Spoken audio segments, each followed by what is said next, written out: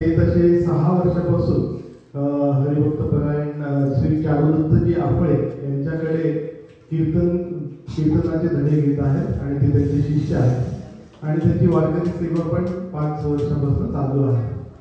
मागच्या वर्षी पण आपल्याकडे ते आले होते आणि यावर्षी त्यांनी हा सन्मान स्वीकारला. त्याबद्दल मी त्यांचे आभार मानतो आणि त्यांना मी विनंती करतो की कीर्तन चालू करा.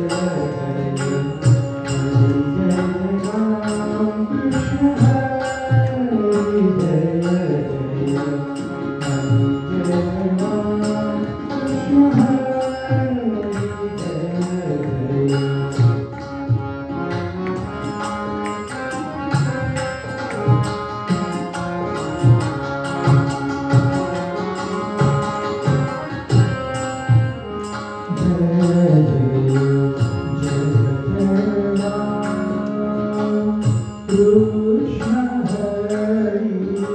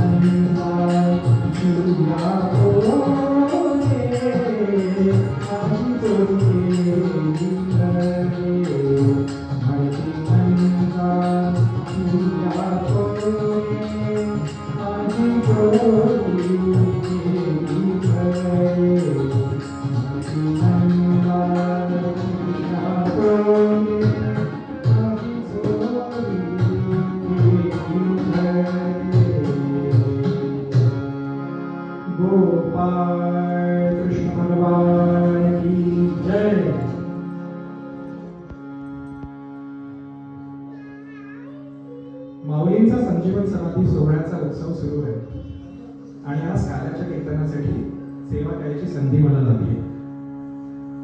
मागचे काही दिवस सुरेख कार्यक्रम याच मांडवात झाले.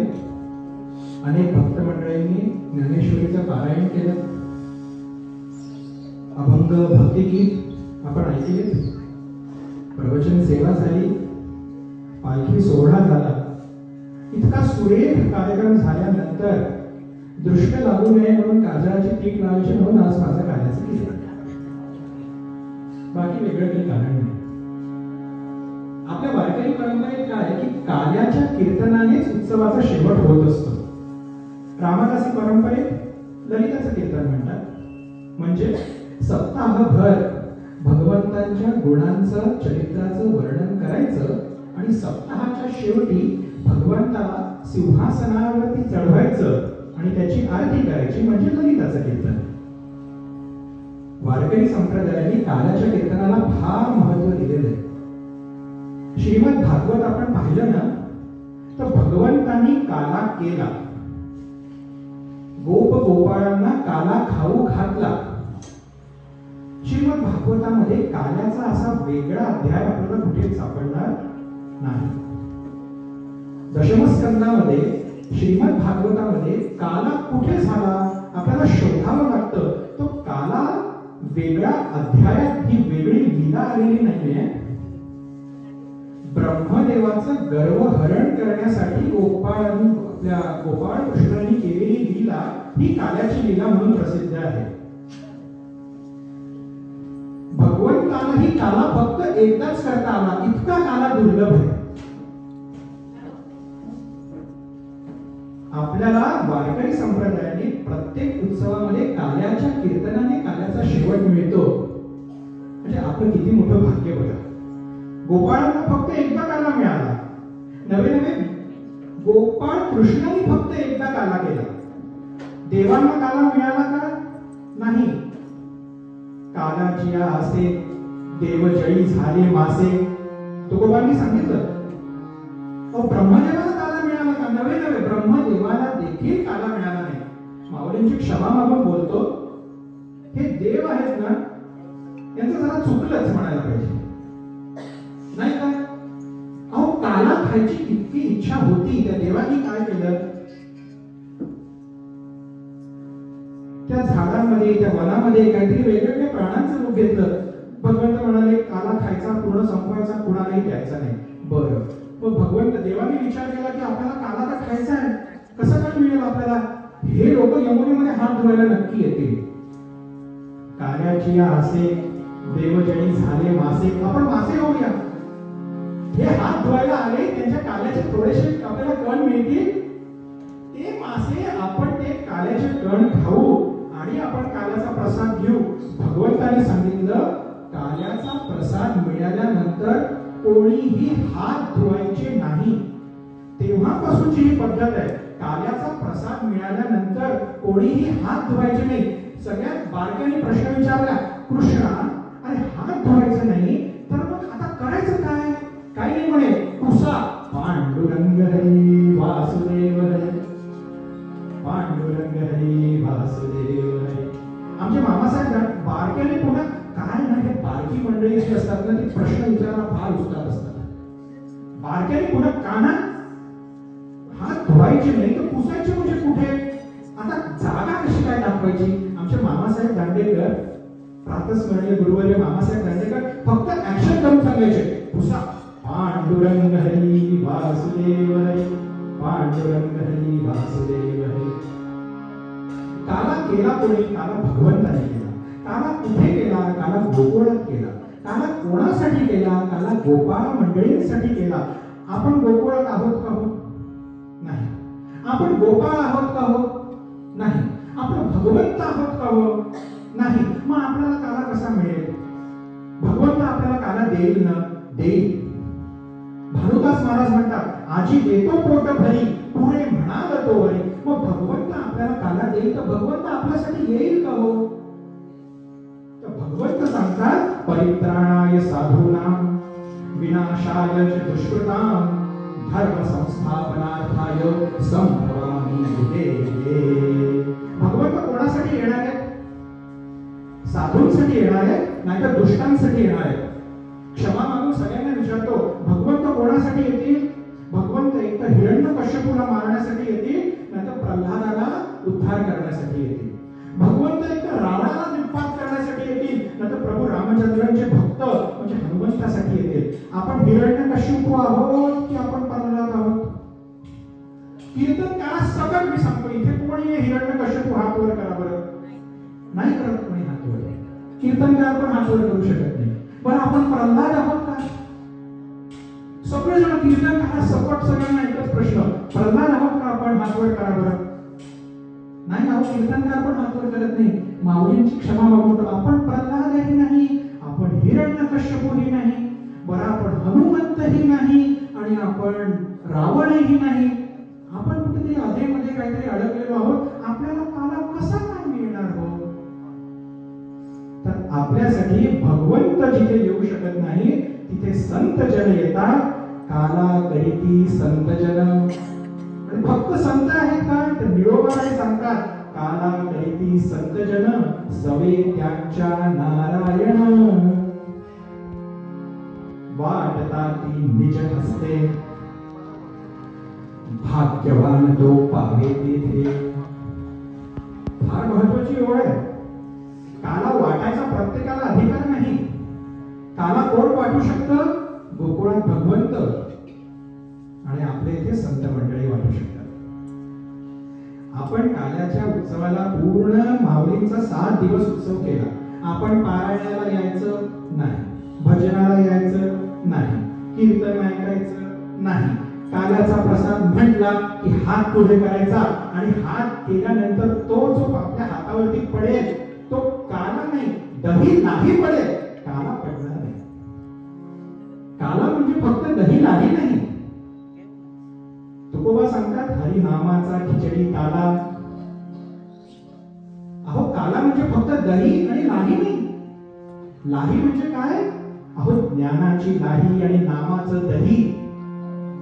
ज्ञान कसं मिळतं हो? ज्ञान तुकोबा सांगतात बीज भाजोनी केली लाही आम्हा जन्म मरण नाही. अहो आधी तपावं लागतं. ज्वारीची ज्या लाह्या बनतात त्या आपोआप बनतात का हो? आमच्याकडे थोडंसं वेगळं आहे, तुमच्याकडे वेगळं असेल, मला माहिती नाही. तर लाही जी बनते ती तुमच्याकडे आपोआप बनते का हो? त्याला तापवावं लागतं. तापवल्यानंतर आतलं बाहेर येतं. माऊली ज्ञानेश्वरीत सांगतात तैसा स्वरूपाच्या प्रसारा लागी प्राणेंद्रिय शरीरा आटणी करणे जे वीरा ते जी तप. तप करणं एवढं सोपं नाही. अहो आटणी करावी लागते. प्राणेंद्रिय शरीरा आटणी करणे जे वीरा ते जी तप. तप आपलं जरी होणार आहे का? ज्ञानाची नाही आणि नामाचं दही. दही नाम एवढं सोपं नाही आहे हो. नाम पण ऐकं मिळत नाही ना. आता आमच्याकडे कसं माहिती नाही, पण तुमच्या गावामध्ये असं काही आहे का? दही देणारी गाय आहे का तुमच्या गावात? आमच्याकडे तर नाहीये बाबा.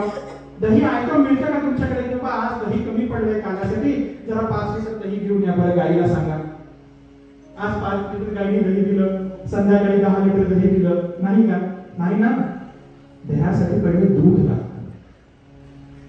शेजारची कडून विरजणासाठी थोडं चमचाभर दही मागावं लागतं. विरजणासाठी मागूनच दही मिळतं. आता भगिनींना माहिती. त्याच्यासाठी शेजारच्यांशी संबंध चांगले. आता त्या मुलीला काय कळतं? नाही चालत. अहो काही बोलू नका.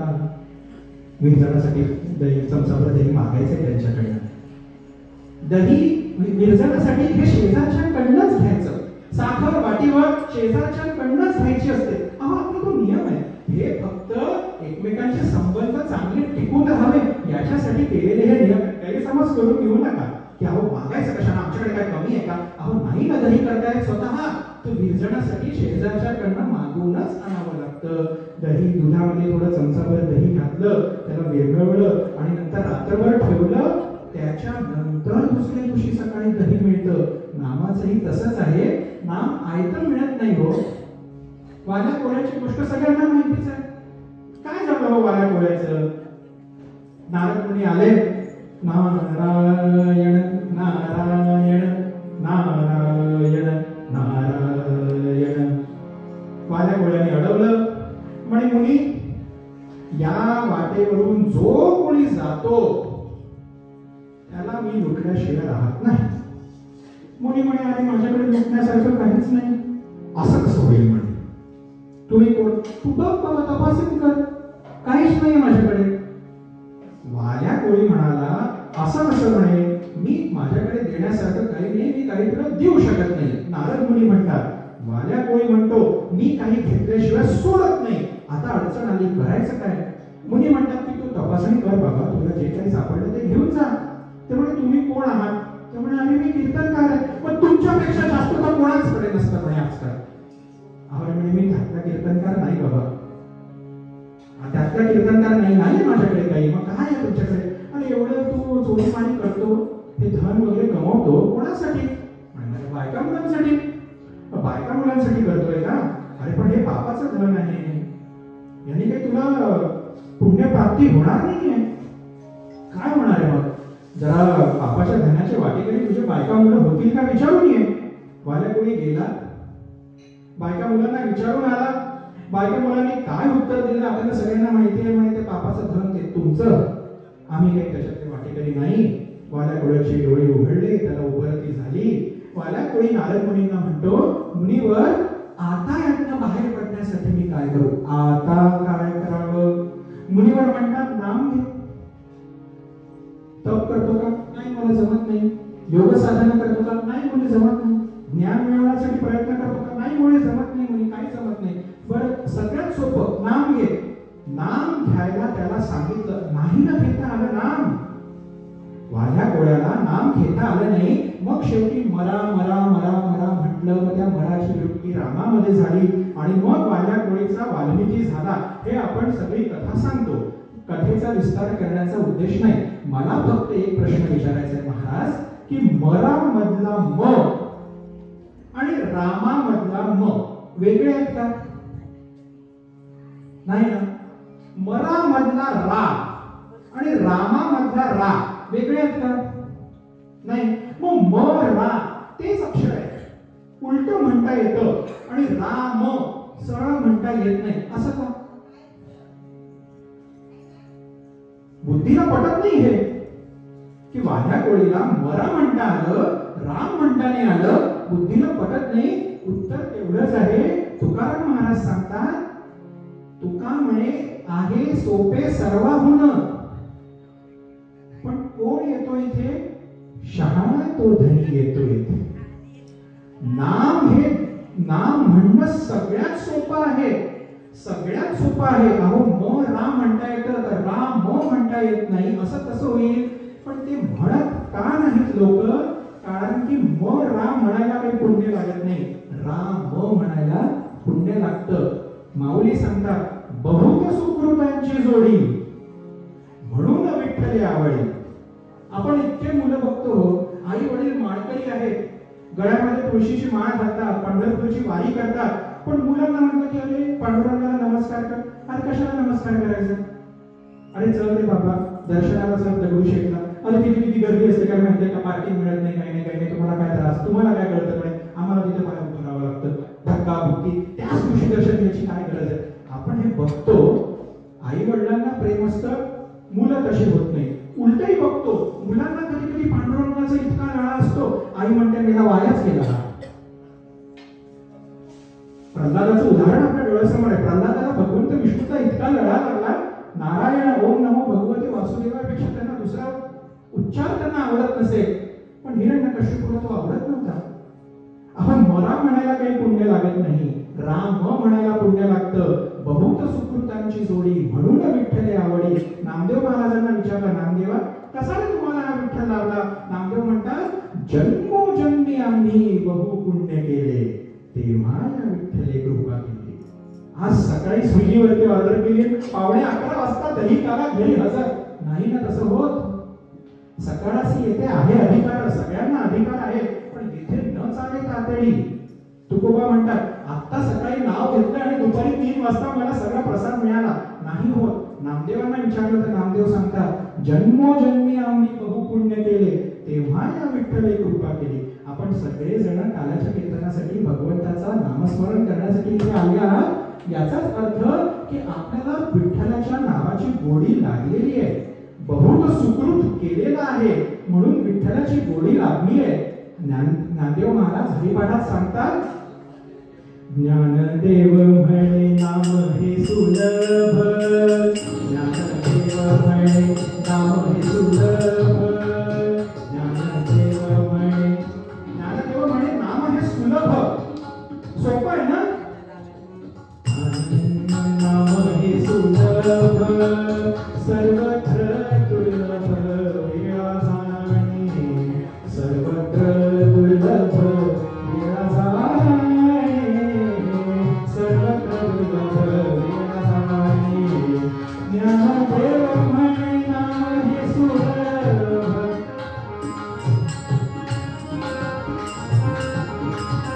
ज्ञानदेव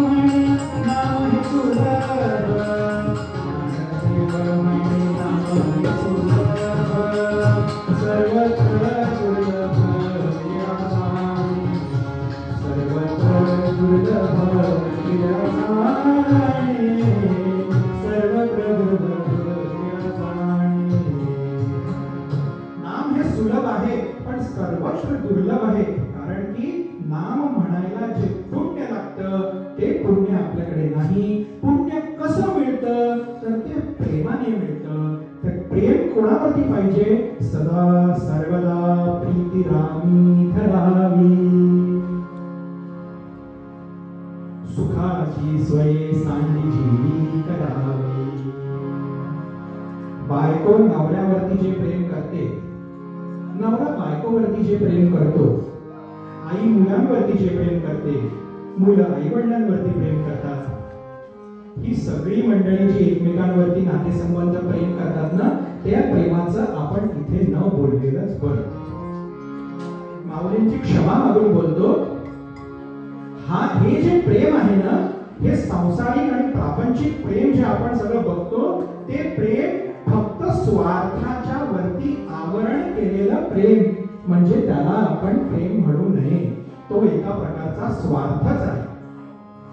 तुकोबा म्हणतात, सासूसाठी रडे सून, सासूसाठी रडे सून, भावंतरीचा भिन्न. मी नाही म्हणत बरं, तुकोबा म्हणतात. एक सासू होती, तुम्ही बघा, नवरा गेल्यानंतर बायको रडते. ती जेव्हा रडते तिला दुःख होतं, तिला वाईट वाटतं, हे सगळं खरं आहे. पण ती रडत असताना ती काय बोलते याच्यावरती थोडा कान देऊन लक्ष ठेवून ऐका. ती म्हणते, अहो तुम्ही गेले माझं कसं होणार, तुम्ही गेले माझं कसं होणार, तुम्ही गेले माझं कसं होणार. तो गेला त्याचं तिला काही दुःख नाही, तिचं कसं होणार याची तिला जास्ती चिंता आहे. याला तुम्ही प्रेम म्हणायचं का? अहो स्वार्थाचं आवरण केलेलं हे प्रेम आहे. सासूसाठी रडे सून, भाव अंतरीचा भिन्न. अहो गावामध्ये एक सासू सुना होत्या. अहो काय भांडण सकाळपासून धडाधड. एका कीर्तनासाठी गावाबाहेर गेलो होतो बाबा मी. आता गेलो, मी म्हटलं का हो कसं काय? आता कीर्तनासाठी काय ना, कीर्तनकारांना सगळीकडे बघावं लागतं, इकडे काय आहे तिकडे काय आहे कसं काय. आता एका घरामध्ये गेलो, त्यांनी सोय केली, छान त्यांच्या घरी झोपलो आणि त्यांनी म्हटलं की महाराज जरा हे पांघरून घ्या, अंथरून घ्या, काही त्रास लागला तर आम्हाला सांगा बरं. म्हटलं काही हरकत नाही, बरं आता आम्ही तुम्हाला त्रास देत नाही, आराम करा, उद्या सकाळी कीर्तन आहे. हो उद्या सकाळी कीर्तन आहे. पण तुम्ही झोपले? महाराज मी झोपलो. आणि काय ना, त्या दिवशी प्रवास इतका झाला होता, आधीच्या दिवशी कीर्तन झालं होतं आणि बसल्या डोळा लागला. डोळा लागल्यानंतर एक अर्ध्या तासात धडाधड भांडे फेकण्याचा आवाज ऐकू आला. मी जरासा बाहेर आलो, दरवाजा हळूच उघडून बघितला, त्या घरातला तो आवाज नव्हता. म्हटलं बरं, निदान आपण ज्या घरात थांबलो आहोत त्या घरात तो आवाज नाही. थोडस काम अजून पाहिलं तर शेजारच्या घरातून इतके भांडे, इकडनं एक भांड, तिकडनं दोन भांडे, फेकी आवाजावर आवाज येत होता. तेवढे त्या घरातली जी मंडळी होती ती आली. ते म्हणे, महाराज तुमची झोपमोड झाली का? मी म्हटलं नाही तसं नाही, पण एकदम कसं काय हा आवाज आला, काही त्रास झाला का असं बघायला मी इकडे आलो.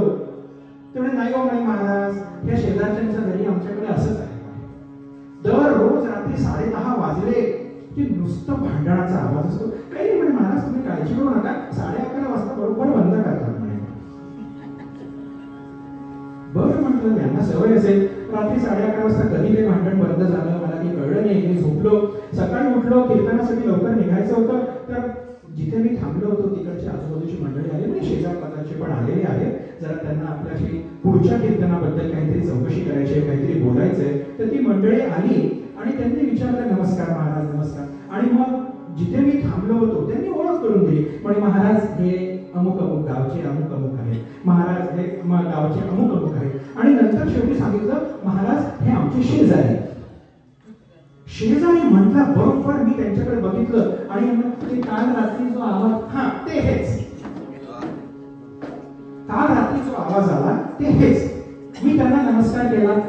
म्हटलं आई कशा आहात? आनंदी आनंद आहे म्हटलं. म्हटलं आनंदी आनंद कसं काय मग? मी सगळ्यांना जाऊ दिलं, त्या दोघींना थांबवलं. मी म्हटलं का हो, काल रात्री मला तुमच्या घरातला फार भांडे फेकण्याचा आवाज येत होता, तो तुमच्याच हो म्हणे महाराज, तो आमच्याच घरातला म्हणे तुमच्याच घरातला हो म्हणे माझं आणि माझ्या सुनेचं दररोज भांडण झाल्याशिवाय राहतच नाही, आम्ही भांडण करतो त्याच्याशिवाय आम्हाला झोपच येत नाही.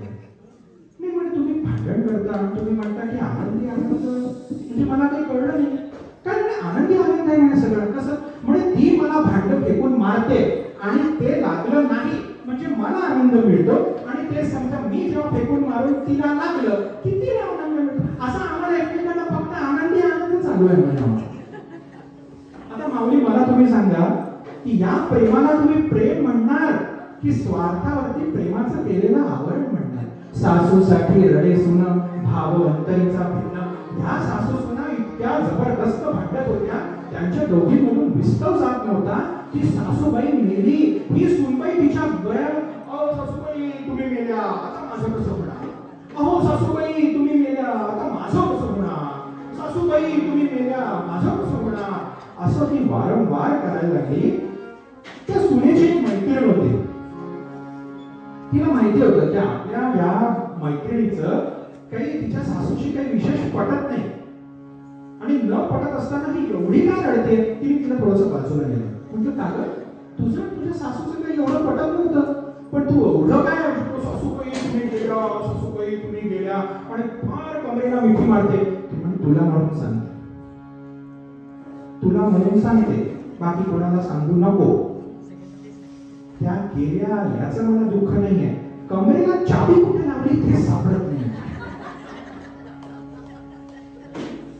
सासूसाठी रडे सून भाव अंतरीचा भिन्न, या प्रेमाला तुम्ही प्रेम म्हणाल का हो? प्रेम कोणावरती करावं ते संत सांगतात, सदा सर्वदा प्रीती रामी धरावी. अहो हे सगळे जे प्रेम आहेत, नवऱ्याचं बायकोवरती प्रेम, बायकोचं नवऱ्यावरती प्रेम, मुलांचं आई वडिलांवरती, आई वडिलांचं मुलांवरती, आपल्या संपत्तीवरती, संपत्तीचं आपल्यावरती कधीच नसतं, पण हे सगळं जे प्रेम आहे हे प्रेम हे फक्त प्रपंचापुरती आहे, हे नश्वर प्रेम आहे, हे आज आहे उद्या जाणार परवा पुन्हा येणार, ही साखळी चालू राहणार आहे.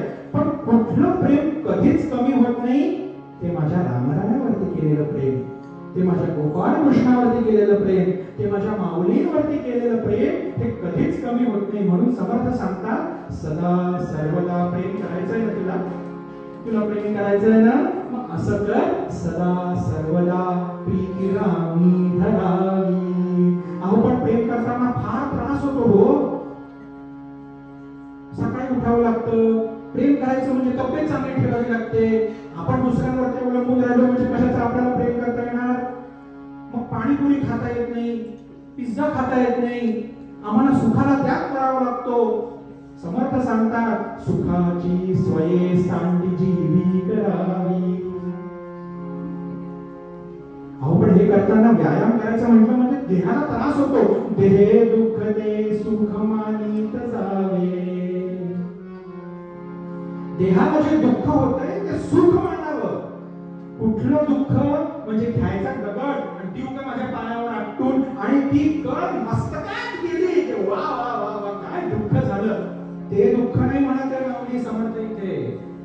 समर्थ कुठलं दुःख म्हणतात आहे, भगवंतावरती प्रेम करताना त्याच्यासाठी जे कष्ट घ्यावे लागतात ते घेताना, वारी करताना आपल्याला पायी चालावं लागतं, पायी चालताना पायात खडे रुतणार आहे, देहाला जो त्रास होणार आहे ते दुःख सुख मानित जावे. पुढे समर्थ सांगतात विवेकी सदा स्वस्वरूपी भरावे.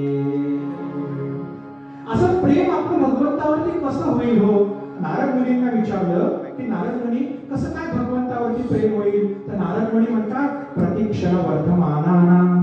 अहो एकदा प्रेम केलं पुढच्या क्षणी अजून प्रेम वाढतं. तुम्ही बघा बरं की आपल्याला गुलाबजाम खायचे आहे नाही का मावशी, आपल्याला गुलाबजाम खायचे आहे. पहिला गुलाबजाम खाताना जेवढा आनंद होतो दुसरा खाताना होतो का, तिसरा खाताना होतो का, आणि 21वा खायची वेळ आली तेव्हा काय होतं? तरी पण माणूस म्हणतो की आता माझ्या पोटात जागा नाही, तुम्ही डब्यात बांधून द्या, घरी जाऊन खा. पहिला गुलाबजाम जेवढा गोड लागतो तेवढा दुसरा तेवढा गोड लागत नाही. पण आमच्या माऊलींचं नाव, परमेश्वराचं नाव, गोपाळ कृष्णाचं नाव अहो इतकं गोड आहे की पहिल्यांदा घेतल्यानंतर दुसऱ्यांदा अधिक गोड लागतं, दुसऱ्यांदा घेतल्यानंतर तिसऱ्यांदा अधिक गोड लागतं. प्रतिक्षण वर्धमानानां नारद मुनी म्हणतात, भक्त श्रेष्ठ नारद मुनी म्हणतात. नारदांना विचारलं, मुनी श्रेष्ठ भक्ती कशी करायची? तर नारदांनी सांगितलं, भक्ती ही प्रत्येकाची व्याख्या प्रत्येकाने वेगवेगळी सांगितली आहे. पूजा विष अनुरागेन इति शांडिल्य पाराशरः आत्मरत्या वियोधेनिति शांडिल्यः कथा भीष्म इति गर्गः. आणि नारदांना विचारलं, तद्विस्मरणे परम व्याकुलता इति नारदः. अहो एक क्षण देखील मला पांडुरंगाचं नाव माझ्या मनामध्ये आलं नाही म्हणजे भक्ती सुरू झाली. गर्गमुनींना विचारलं, अहो गर्गमुनी भक्ती कशी करायची? तर गर्गमुनी सांगतात, कथा द्विष्मैती गर्गः. भगवंताच्या कथा ऐका. म्हणून पूर्वरंगासाठी घेतलेला जो अभंग आहे ती गोकुळातली एक कथा तुकोबा आपल्याला सांगतायत की ती कथा ऐकल्यानंतर आपल्याला भगवंताविषयी अधिक अधिक अधिक प्रेम वाढतं. तर कथा काय झाली? पाहती गौरणी तव पालथी दुधाणी. या गौरणी कोण होत्या हो? गौरणी गोपाळ कृष्णांनी ज्यांच्याकडे जाऊन दही दुधाची चोरी केली, ज्या गौरणी होत्या त्या गौरणी नेमक्या कोण होत्या? त्या एक तर सुना होत्या, नाहीतर लेकी होत्या, नाहीतर सासवा होत्या. त्या तिघीच जणी होत्या. नाथांना विचारलं की नाथ त्या गौरणी कोण होत्या? त्या श्रुतीच्या गर्भधारिणी मज पावती म्हणती. नाथांनी सांगितलं की त्या वेदश्रुतीच्या गर्भधारिणी होत्या. वेदातल्या त्या श्रुती होत्या. मला पावण्यासाठी माझं दर्शन घेण्यासाठी आल्या. मी म्हटलं माझं सुखसंगती न पावती, वेदांना देखील माझी सुखसंगती नाही मिळणार. मग माझी प्राप्ती व्हायची असेल तर काय करावं लागेल? तर मी गोपाळ कृष्णाच्या जन्मामध्ये जेव्हा येईल तेव्हा तुम्ही गोकुळातल्या गौरणी व्हा. तर ह्या गौरणी या वेदगर्भीच्या श्रुती होत्या. त्या वेदगर्भीच्या श्रुती आलेल्या आहेत. त्या तीन होत्या, सुना होत्या, लेकी होत्या आणि सासवा होत्या. ह्या सुना, लेकी आणि सासवा या आपल्या तीन कांडांचे प्रतीक सांगितलेले तुकोबांनी. म्हणजे कोण? कर्म, ज्ञान आणि भक्ती. आता तुम्ही विचारलं की सुना, कर्म, ज्ञान आणि भक्ती मधली सून कोण? तर सून म्हणजे कर्म, लेख म्हणजे ज्ञान आणि सासू म्हणजे भक्ती. महाराज असंच का बरं केलं? असंच करा, वेगळं करू नका. का? अहो घरामध्ये सकाळी उठल्यापासून रात्री झोपेपर्यंत कोण काम करत राहतो? सून बाई. सगळ्या माता भगिनींना कळेल. आणि ती सून सकाळी उठल्यानंतर ती काय पाहते की माझ्या ज्या दही दुधाच्या ज्या दुधाण्या होत्या त्या सगळ्या पालथ्या पडलेल्या आहेत. त्या दुधाण्या पालथ्या पडणं म्हणजे काय हो महाराज? आपण घरी भांडे विसरत असाल, माता भगिनी सांगतील की पालथ्या कधी ठेवतो आपण? पुरुष मंडळीने सांगितलं तरी काही हरकत नाही. आपण घरी भांडे विसरत असतो तर आपण सांगा, काही हरकत नाही की पालथ्या दुधाण्या ठेवल्या म्हणजे नेमकं काय होतं? का बरं पालथ्या ठेवाव्या लागतात?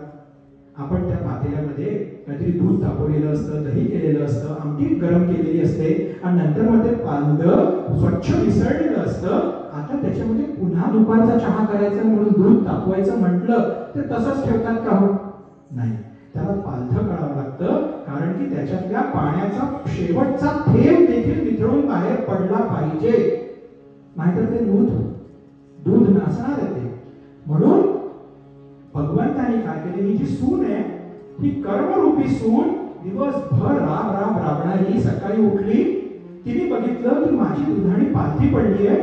तिने बरोबर लगेच सासूला जाऊन उठवलं. सासू रागवली तर तिने आपल्या मैत्रिणीला उठवलं, तिने ज्ञानाला उठवलं. ज्ञान जी लेक होती नणंद, वंश लवकर उठा. अहो माझ्या दुधाण्या सगळ्या पालथ्या पडल्या, काहीतरी अनर्थ घडलेला आहे घरी. ज्ञान उठलं पण ज्ञानाने बघितलं की अरे माझ्या पण दुधाण्या पालथ्या पडल्या. आता त्या दोघी जणी उठून सासूकडे गेल्या आणि सासूला हलवलं. सासूबाई, अहो सासूबाई उठा. ती हलायला तयार नाही. पुन्हा आवाज दिला, सासूबाई अहो उठा. सासूबाई हलायला तयार नाही. सुनेला मनामध्ये आनंद होतोय पण चेहऱ्यावरती थोडस एकदम दाखवता येत नाही ना की बाबा काय झालं. पुन्हा एकदा प्रयत्न करून बघितला सासूबाई, आणि तेव्हा सासूबाईंनी थोड्याशा हल्ल्या. सून थोडीशी नाराजच झाली, पण बरं आता उठलीच तर सासूला विचारावं. अहो सासूबाई म्हणतात अगं काय ग, आत्ताच डोळा लागला होता. 8 वाजेपासून रात्रीपासून ती घोरते, पण ती उठल्या बरोबर पहिलं वाक्य म्हणते अगं आत्ताच का डोळा लागला होता, कशाला मला उठवलं. तर ती लेक म्हणते अगं आई बहिणी उठवते ते खरंय, लवकर उठ, सगळ्या दुधाण्या पालथ्या पडलेल्या आहेत, घरात काहीतरी अनर्थ घडलेला आहे. ती सासू म्हणते तुम्हा दोघींना काही अक्कलच नाही मुळे. दुधाण्या अशा बाहेर ठेवतात का, कपाटामध्ये ठेवा. पहा बरं मी माझ्या दुधाण्या कशा कपाटात ठेवल्या. सासू उठली, सासू कपाटाजवळ गेली, तिने तिचं कपाट उघडलं आणि कपाट उघडल्यानंतर तिला दिसलं की तिच्या दुधाण्या देखील पालथ्या पडलेल्या आहेत, सगळंच्या सगळं दही दूध चोरी गेलेलं आहे. तेव्हा सासू म्हणते की हे जे झालंय ते फक्त एकच गोष्ट झाली, याचा अर्थ म्हणती नंदाची पोरे आजी चोरी केली खरे. एकच याचा निष्कर्ष निघू शकतो की ही चोरी फक्त नंदाचं पोरच करू शकतं, कारण बाकीच्या लोकांनी दही दुधाच्या दुधाण्या फोडल्या असत्या, अर्धवट इकडे तिकडे सांडलं असतं, निथळलं नसतं. इकडे दुधाणी पालथी पडली आहे, याचा अर्थ म्हणती नंदाची पोरे आजी चोरी केली खरे. दुधाणी पालथी पडली म्हणजे काय हो. तुकोबा सांगतात त्या विण हे नासे नव्हे दुसरी ऐसे. त्या दुधाण्या पालथ्या पडल्या म्हणजे त्याच्यामध्ये जे काही होतं त्याचा सगळ्याचा झालेला आहे नाश. त्या विण हे सर्व नासे.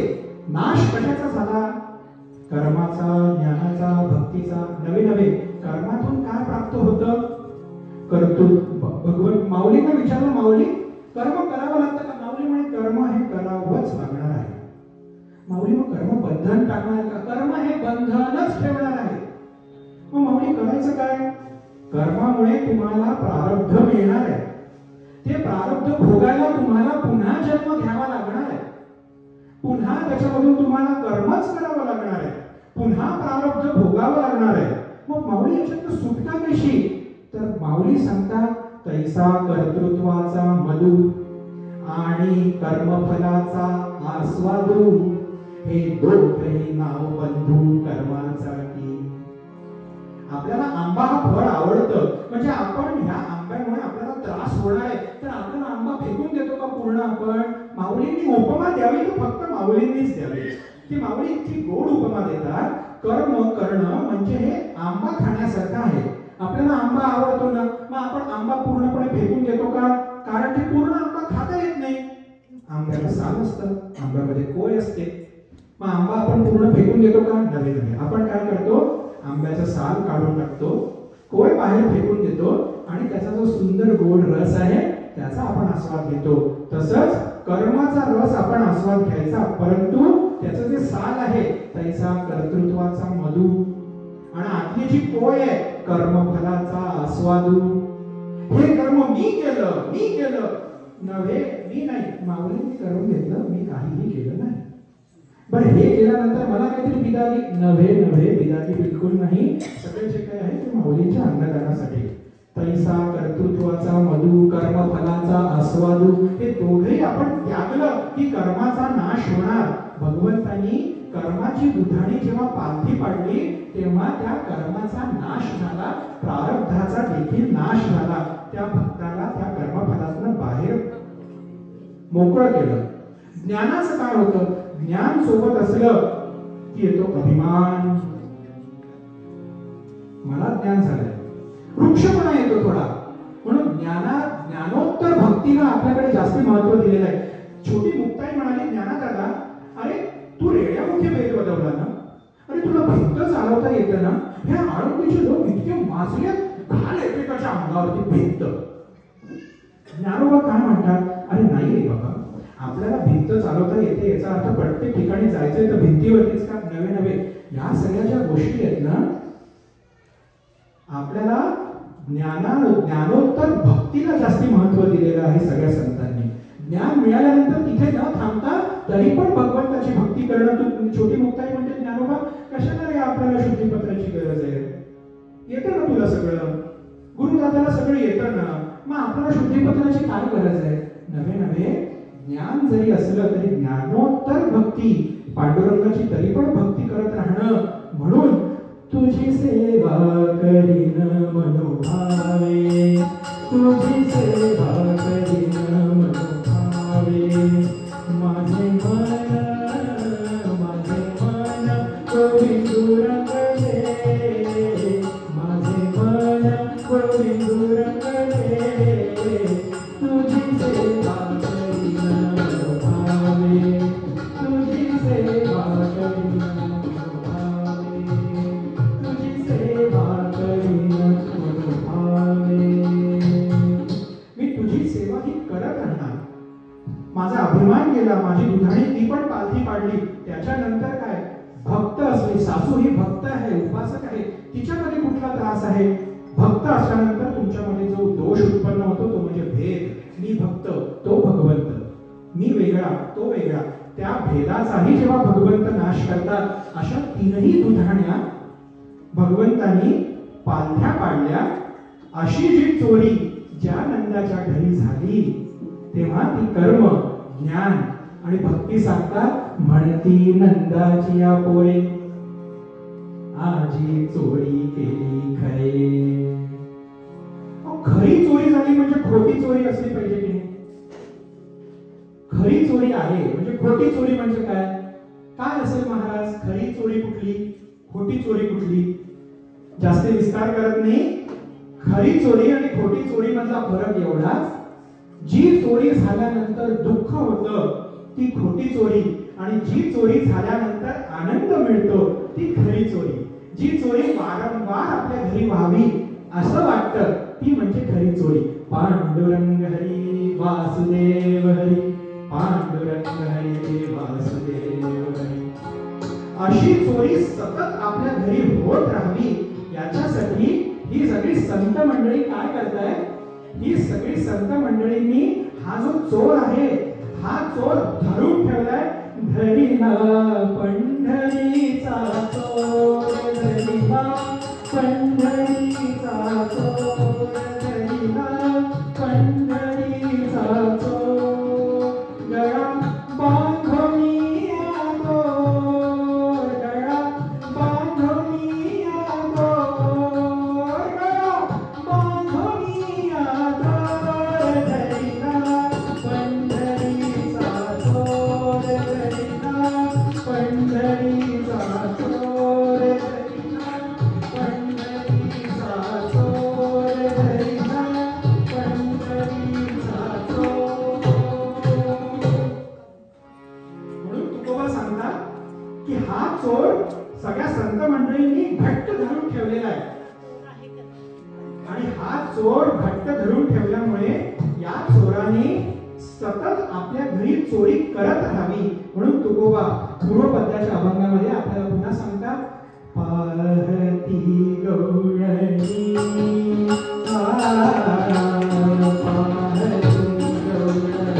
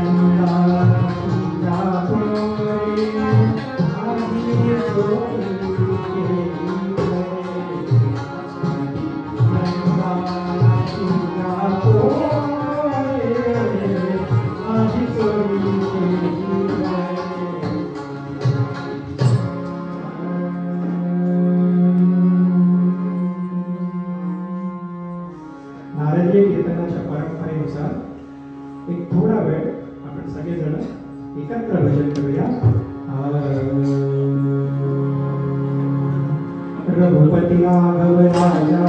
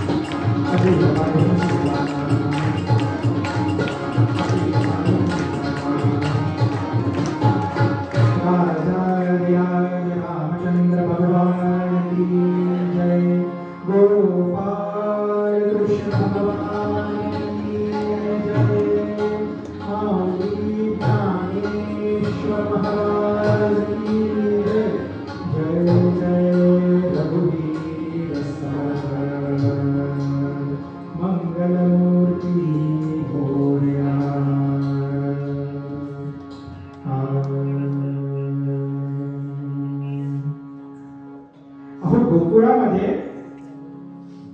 नवमीची सकाळ उजाडली आणि गावात पूर्ण वार्ता पसरली की नंदाच्या घरी गोपाळ कृष्ण जन्माला आलेला आहे.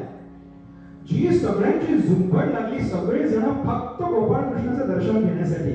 जो तो अहो गोकुळीच्या सुखा अंत पार नाही देखा, अहो गोकुळीच्या सुखा अंत पार नाही देखा, बाळकृष्ण नंदाघरी आनंद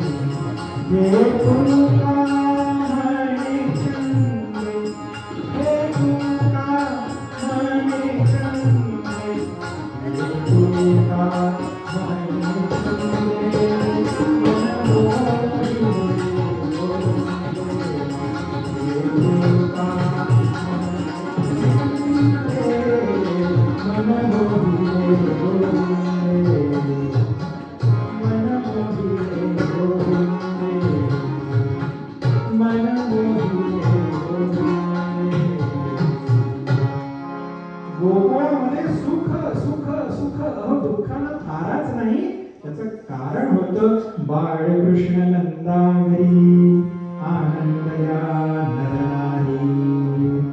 जिकडे तिकडे गुढ्या पताका तोरणे गोप गोपाळ मंडळी नुसते आनंदाने नाचू गाऊ लागले. आणि तुकोबा सांगतात की अहो सगळ्या गोकुळवासींना हा एकच छंद लागला होता की त्या गोपाळ कृष्णाचं दर्शन आपल्याला घ्यायचंय. तुका म्हणे छंदे त्या गोविंदाने आमचं मन मोहून टाकलेलं आहे. सकाळ संध्याकाळ फक्त त्या गोविंदाच्याच चर्चा. प्रत्येक गवळण फक्त दुसरीला सांगते की अगं ऐक ऐक सखे बाई, ऐक ऐक सखे बाई, नवल मी सांगो काही. ऐक ऐक सखे बाई, नवल मी सांगो काही. ऐक ऐक सखे बाई, नवल मी सांगो काही. दुसरीला काय सांगते तू नवल, काय म्हणायचंय तुला? ऐक ऐक सखे बाई, नवल मी सांगो काही. त्रैलोक्याचा धनी तो हा, त्रैलोक्याचा धनी तो हा, यशोदेसी म्हणतो आई. त्रैलोक्याचा धनी तो हा, यशोदेसी म्हणतो आई. ऐक ऐक सखे बाई, नवल मी सांगो काही. ऐक ऐक सखे बाई, नवल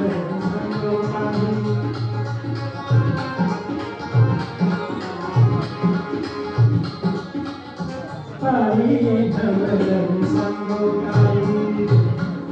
जी कोणी पण एकमेकांना भेटत होतो प्रत्येक जण त्या कृष्णाच्या चर्चा. एक जण फक्त दुसरीला सांगतो अगं तुला माहितीये का आज मला गोपाळ कृष्णाचं दर्शन झालं. दुसरी म्हणते एवढंच? अगं मी त्याला आज पालथा पडताना बघितलं. वा. तिसरी म्हणते अगं तुला काय माहिती तो मोठं चोखायला लागला. आणि एवढंच काय अगं तो नुसता तेवढाच नाही, आता पुढचं ऐक त्यांनी काय केलंय. सगळ्या जणी अगं प्राण कानामध्ये ओतून सगळेजण ऐकायला लागले की अगं काय काय काय ऐकलं तू, तुला गोपाळ कृष्णाची काहीतरी वेगळी लीला दिसली का? तर ती सांगायला लागली परब्रह्म निष्काम जोहा, परब्रह्म निष्काम जोहा, परब्रह्म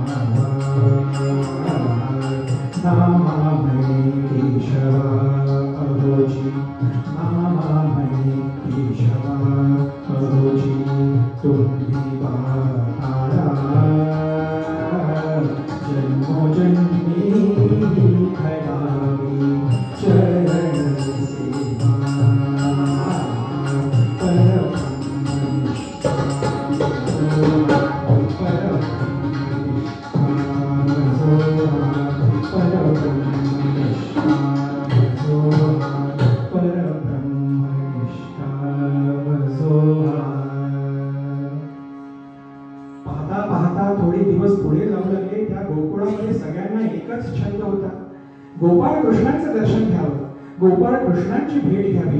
दिवस जसे पुढे गेले तसं गोपाळ कृष्ण थोडे मोठे होऊ लागले. आपल्या सवंगड्यांसोबत ते खेळ खेळू लागले. प्रकरण काय झालं होतं की गोपाळ कृष्ण आणि त्यांचे जे सगळे सवंगडी होते, हे सगळे सवंगडी गोपाळ कृष्णांपेक्षा एक 3-4 वर्षांनी मोठेच होते. गोपाळ कृष्ण आणि बलराम दादाच्या वयाचं एकही सवंगडी त्यांच्यासोबत नव्हे. कारण काय झालं होतं? अहो, ज्या दिवशी गोपाळ कृष्णांचा जन्म झाला होता त्या दिवशी गोकुळात अनेक बालकांचा देखील जन्म झाला होता. पण हे पूतना नावाचं प्रकरण जे येऊन गेलेलं होतं, त्या पूतना मावशींनी सगळ्या बालकांना विषारी दूध पाजून स्तनपान करून एक एक बाळ मारलं होतं, यमसदनी धाडलं होतं. पण जेव्हा ती गोपाळ कृष्णाला स्तनपान करण्यासाठी आली तेव्हा तिलाच यमसदनी धाडावं जावं लागलं. म्हणून गोपाळ कृष्णांच्या वयाचं एकही बालगोपाळ त्यांच्या सोबत नव्हते. सगळे बालगोपाळ हे गोपाळ कृष्णांच्या वयापेक्षा मोठीच होती.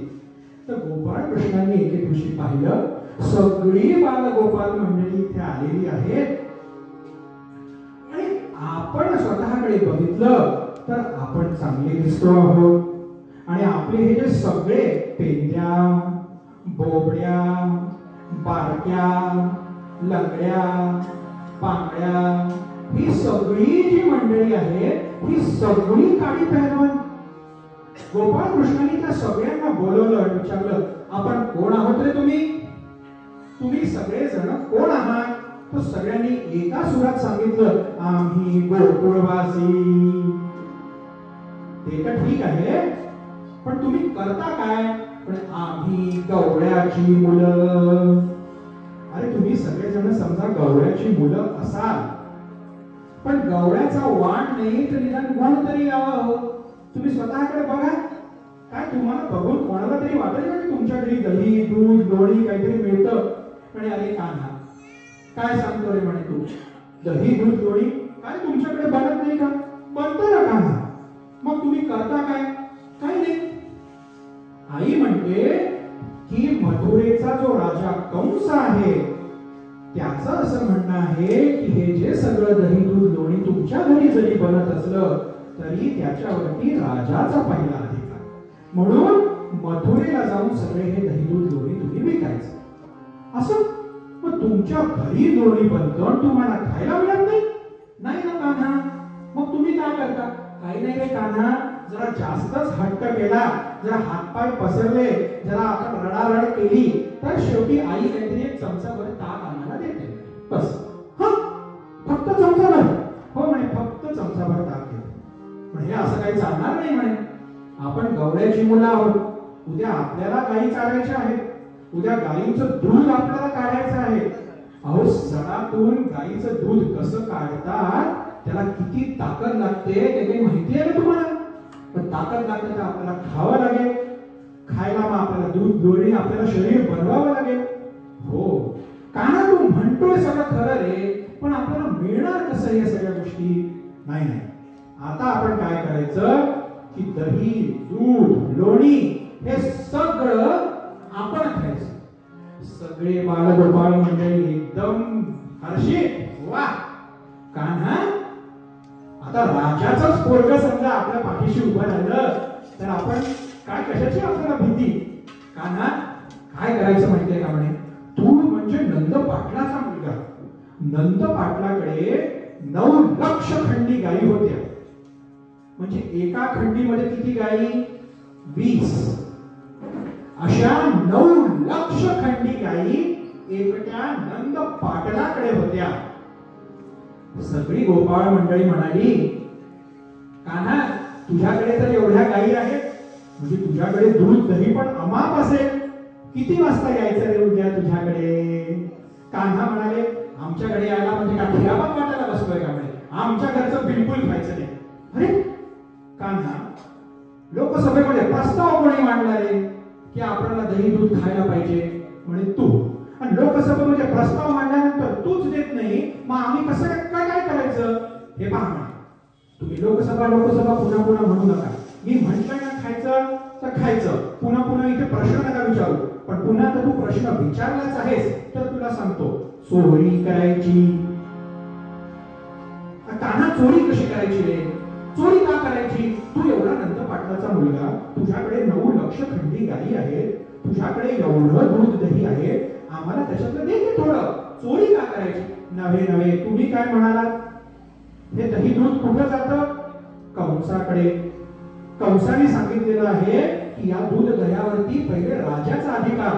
कंसाचा जो उन्मत्तपणा आहे, तो उन्मत्तपणा समजा आपल्याला खोडून काढायचा असेल तर खटासी असावे खट, खटनटासी खटनट, उद्धटाशी उद्धट झालेची पाहिजे. आता उन्मत्तपणाचं उत्तर आपल्याला उन्मत्तपणानेच द्यावं लागेल. पण त्याच्यासाठी काय करायचं? उन्मत्तपणा आपल्याला सात्विक अन्न खाऊन मिळणार आहे का? नाही. त्याच्यासाठी तमोगुणी अन्न आपल्याला लागेल. तमोगुणी अन्न कुठून मिळेल? ते चोरी करून मिळेल. म्हणून आपण काय करायचं? हे दही दूध चोरी करूनच खायचं. बरं म्हणजे कान्हा, चोरी करून खायचं तर मग कुठे चोरी करायची? काही तुला ठरलंय का तुझं? हो म्हणजे माझं ठरलंय. काय ठरलंय रे कान्हा? नाही, माझं फक्त एवढं ठरलंय की तो तुम्हाला समोरचा पिवळा वाडा दिसतोय. हो रे कान्हा, दिसतोय तो पिवळा वाडा. त्या वाड्यामध्ये आपली पहिली चोरी होईल. पण त्याच वाड्यामध्ये का? पुन्हा प्रश्न. आता तुम्ही प्रश्न विचारलाच म्हणून हे शेवटचं उत्तर देतो. पुन्हा पुन्हा प्रश्न विचारू नका. त्याच वाड्यामध्ये चोरी का करायची सांगू का? अहो, त्या वाड्यातली गवळण महा खाऊट आहे, महा डांबीस आहे, महा त्रास देणारी आहे. अरे कान्हा, तू कसं काय म्हणतोय? सांगतो. अहो, मागचा चातुर्मास पूर्ण गेला, त्या वाड्यातली गवळण आमच्या घरी येते आणि म्हणते, अगं यशोदे, यशोदे, तुझा तो 3-4 वर्षाचा कान्हा आहे, त्या कान्हाला आम्हाला लोणी साखर खाऊ घालण्याचा माझा सकाळी सकाळी नियम आहे ग, की त्याला घेऊन जाऊ का? आता आमची आई म्हणते, कोणाच्या नियमामध्ये आपण कशाला आडकाठी आणायची, घेऊन जावे. पण ती गवळण पहाटे येते आणि आम्ही साखर झोपत असतो. ती आम्हाला घेते कडेवर आणि थोडस वाड्याच्या बाहेर चालते. थोडी पुढे चालली आणि मागे वरून बघितलं की आमच्या आईची पाठ फिरलेली बघितली की ती गवळण पोतं कसं खाली ठेवावं तसं खाली ठेवते आणि म्हणते, कान्हा, अरे कडेवर ठेवला तू का बाळ राहिलायस का आता? चल. आणि आम्हाला कधी ओढत, कधी खरपटत, कधी पेघोड्या बसते, कधी लोंबकळत, अशी आम्हाला घेऊन जाते आणि तिच्या घरी नेते. अरे कान्हा, ती पहाटे पहाटे तिला नेते, पण लोणी साखर देत असेल ना? अरे कशाचं लोणी आणि कशाचं साखर? आम्ही जसं तिच्या घरामध्ये जातो, ही गवळण पहिले आम्हाला सांगते, कान्होबा, लोणी साखर खाऊ घालण्याचा माझा काही नियम नाही बरं का. मग कशाला आणलं मला? काही नाही म्हणे, आता माझं दही मंथन करण्याचा वेळ झालेला आहे. दह्याचं मंथन करून त्याचं घुसळून ताक करणार. आणि मला काय वाटतं, मी अशी तुझ्या नृत्याची लीला ऐकली आहे की तू जेव्हा नाचतो तेव्हा दही आपोआप घुसळून त्याचं ताक तयार होत रे, म्हणून माझे कष्ट कमी पडतील. म्हणून ती आम्हाला काय म्हणते, तुला फुकट नाही नाचवणार, बिदागी दे. कृष्ण म्हणे, मला ती बिदागी द्यायला पण तयार झाली तर बारक्याने पुन्हा किती ना बिदागी काढणार, तुला किती मिळते थोडं? अरे कशाची बिदागी? ती म्हणते की घटका भर नाचला तर चमचाभर ताक तुला देईल. घटका म्हणजे किती? 24 मिनिट. 24 मिनिट आम्ही नाचलो तर ती म्हणते, तुझं देईन, तुझं देईन ती मधुर मधुर ताक प्यावया, तू नाच गया नाच सखा कृष्ण कन्हैया, तुझं देईन ती मधुर मधुर. तू बोलणे इतकं गोड रे, इतकं गोड बोलून बोलून मला घेऊन जाते. तुझं देईन ती मधुर मधुर ताक प्यावया, तू नाच गया नाच सखा कृष्ण कन्हैया, रे श्याम कन्हैया.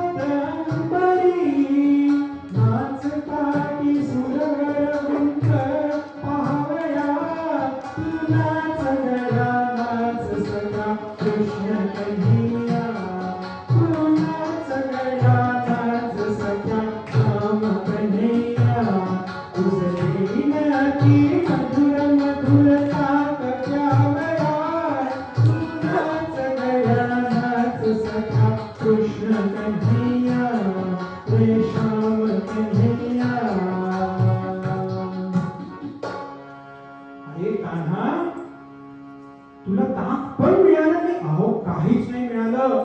दररोज पूर्ण चातुर्मास सकाळी सकाळी उठून मी काय केलेलं आहे, मी सकाळी या गवळणी सोबत गेलो, फरफटत गेलो. सकाळी तिने मला दररोज एक एक घटिका नाचवायला लावलं.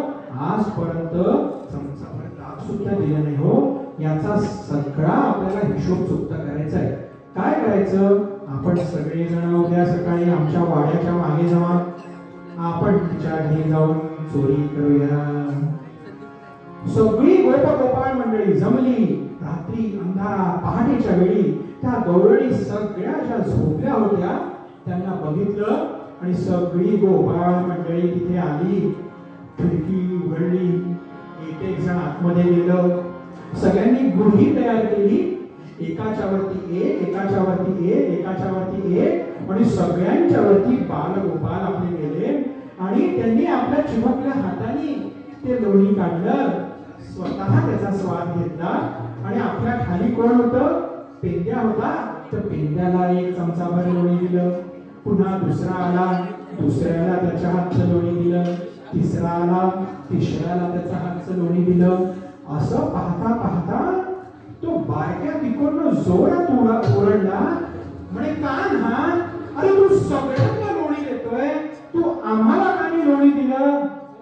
असं म्हटल्या बरोबर त्या सगळ्या गवळणी ज्या उठल्या आणि त्यांनी बघितलं ही चोरी होते, धाडकांची पूर्ण गुढी खाली पडली आणि पळाले सगळे. पहिली चोरी यशस्वी.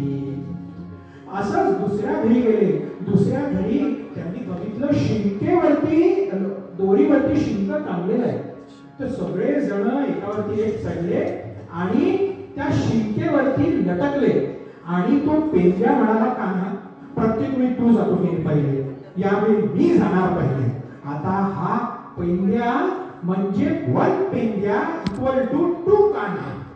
एवढा तो जाडजूड पेंद्या तो वरती चढला आणि त्या पेंद्याने म्हटलं की कान्हा, मला लोणी, तुला नाही, मला लोणी, तुला नाही. कान्हा म्हणे, अरे माझ्या खांद्यावर उभा आहेस एवढं तरी लक्षात आहेस ना, माझ्या खांद्यावर उभा आहे एवढं लक्षात आहेस ना. पेंद्या म्हणे, अरे खांद्यावर उभा राहिलो म्हणजे काय, शिंक तर माझ्या हातात आहे ना. कान्हा म्हणाला, अरे भार काढून घेऊ का? पेंद्या म्हणे, काढून घे. कान्हा खाली उतरला आणि जो पेंद्या त्या शिंकेच्या दोरीवरती लटकायला लागला, इकडनं तिकडे, तिकडनं इकडे. ती जी शिंकेची दोरी होती त्या गवळणीच्या सासूच्या सासूच्या सासूनी बांधली होती. आणि ती दोरी जी तुटली तिने बरोबर आपल्या वंशजाच्या अंगावरती त्या पेंद्याला पाडलं आणि पुन्हा त्या गवळणी उठल्या आणि ही सगळी गोपाळ मंडळी धूम पडली. दुसरी चोरी देखील यशस्वी. पाहता पाहता पूर्ण गावभरामध्ये ही चर्चा झाली. दह्या दुधाची कधी तो चोरी, दह्या दुधाची कधी तो चोरी, नंदाचा हरी गवळणो, गवळणा बाजारी गवळणो, गवळणा बाजारी. दह्या दुधाची कधी तो चोरी, दह्या दुधाची कधी तो चोरी, नंदाचा हरी गवळणो, गवळणा बाजारी गवळणो, गवळणा बाजारी गवळणो, गवळणा बाजारी. पाहता पाहता अजून दिवस पुढे गेले. बालगोपाळ मंडळी पुन्हा म्हणाले, सगळे ही सगळी त्रास ऐकत ऐकत सगळ्या गवळणी यशोदेकडे गेल्या आणि यशोदा माते म्हणाली, कान्हा, या तक्रारी काही चांगल्या नाही. आपण कोण आहोत? आपण गोपाळ आहोत, आपण गोकुळवासी आहोत. आता उद्यापासून काय करायचं? उद्यापासून गायी चारायला निघायचं. गोपाळ कृष्ण म्हणाले, बरं. आणि सगळी गोपाळ मंडळी सकट सगळे जण यमुनेच्या तीरी गेले. यमुनेच्या तीरी सगळ्यांनी आपल्या धेनू चारायला ठेवल्या आणि आपल्याने प्रत्येकाने आपल्या आपल्या हात सोबत एक एक शिदोरी नेली होती. ती शिदोरी नेल्यानंतर प्रत्येकाने आपल्या आपल्या धेनू चारायला ठेवल्या. धेनू आणि या सगळ्या गोपाळ मंडळींनी काय केलं? भरपूर व्यायाम केला, भरपूर घाम घाम गाळले, एवढं चोरी केलेलं दूध आणि लोणी खाल्लं होतं. अहो शरीर एकदम सगळ्यांचे 1.5-2 महिन्यामध्ये अहो दणकट दिसायला लागले. अहो कंसाचा अत्याचार आपल्याला खोडून काढायचाय, शरीर दणकट नसावं का? सगळ्यांनी एकदम दणकट शरीर तयार केलं आणि नंतर सगळ्यांना भुका लागल्या. सगळ्यांनी गोपाळ कृष्ण म्हणाले आज कोणीही आपापलं एकटं जेवणार नाही. गोपाळ कृष्ण म्हणाले सगळ्यांनी आपापली शिदोरी काढा बरं. सगळेजण हिरमुसले, अरे कान्हा, अरे तू तर नंद पाटलाचा मुलगा, आमच्याकडे तेवढं नाही रे. काय आहे म्हणे तुझ्या शिदोरीमध्ये? म्हणे माझ्या शिदोरीमध्ये भात दही. तुझ्या शिदोरीमध्ये? माझ्या शिदोरीमध्ये दही भात. आणि तुझ्यावर? तो म्हणाला की माझ्यामध्ये दही आणि भात. दुसरा म्हणाला माझ्यामध्ये भात आणि दही. परत नंतरचा म्हणाला माझ्याकडे दही सोबत भात. नंतरचा म्हणाला माझ्याकडे भाता सोबत दही. सगळ्यांकडे एवढं वेगळं अन्न होतं. कान्हा म्हणाला अरे सगळ्यांनी इकडे मोठी शिदोरी करा. मोठी एक शिदोरी केली. कान्हाने सगळ्यांना सांगितलं की आपल्या सगळ्या शिदोऱ्या त्याच्यामध्ये होता आणि आपल्या चिमुकल्या हाताने कान्हाने ते सगळं मिसळलं. अहो वरून सगळे देव ब्रह्मदेव सगळे आनंदाने हर्षेने बघायला लागले. अहो त्यांना थोडासा गर्वही झाला की या गोपाळांचं किती भाग्य की भगवंत स्वतः त्यांना खाऊ घालतोय. आणि भगवंत त्यांना खाऊ घालताना भगवंत मधोमध उभे राहिले आणि सगळे गोपाळ मंडळी आजूबाजूला उभे राहिले. सगळ्या गोपांना असं दिसायला लागलं की भगवंत मधोमध उभे आणि भगवंत फक्त आपल्याकडेच बघतात आहे असंच प्रत्येकाला भास व्हावा. आणि प्रत्येकाने म्हटलं पाहिला पाहिला नंदाचा नंद, पाहिला पाहिला नंदाचा नंद, पाहिला पाहिला नंदाचा नंद.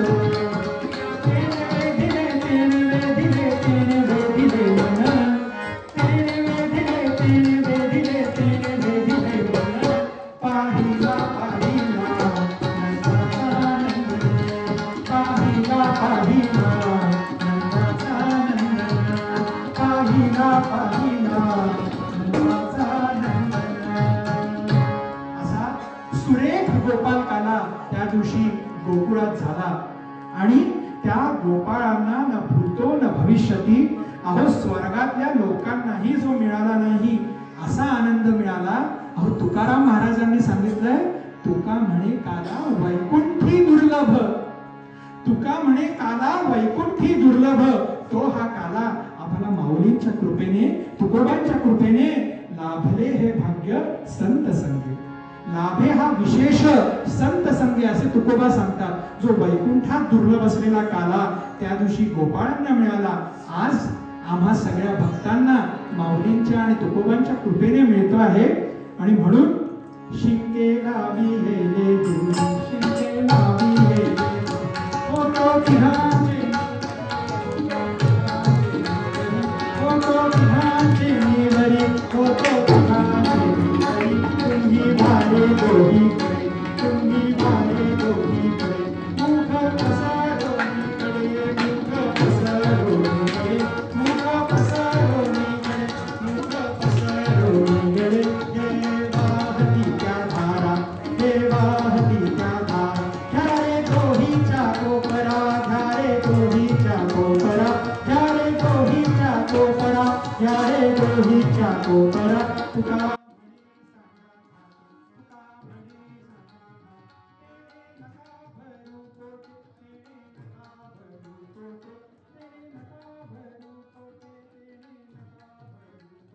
कंठी धरला कृष्णमणी, कंठी धरला कृष्णमणी.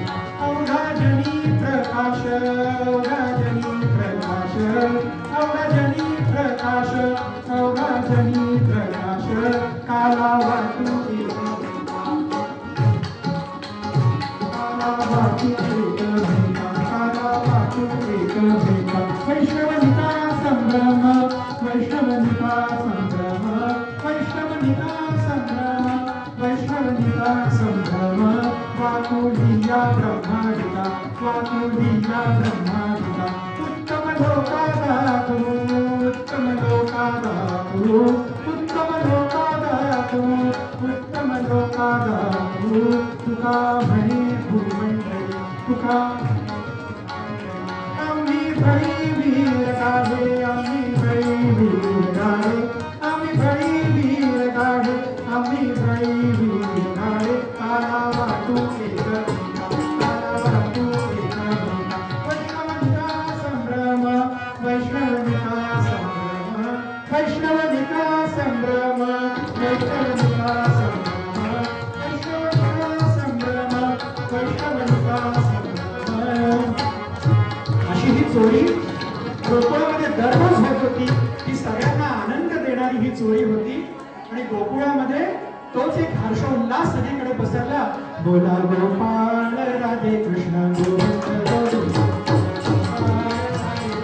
गोविंद गोविंद गोपाळ राधे कृष्ण गोविंद गोविंद हे गोपाळ राधे कृष्ण गोविंद गोविंद गोपाळ राधे कृष्ण गोविंद गोविंद गोपाळ राधे कृष्ण गोविंद गोविंद गोपाळ राधे कृष्ण गोविंद गोविंद गोपाळ राधे कृष्ण गोविंद गोविंद हे जीवन देवा देवा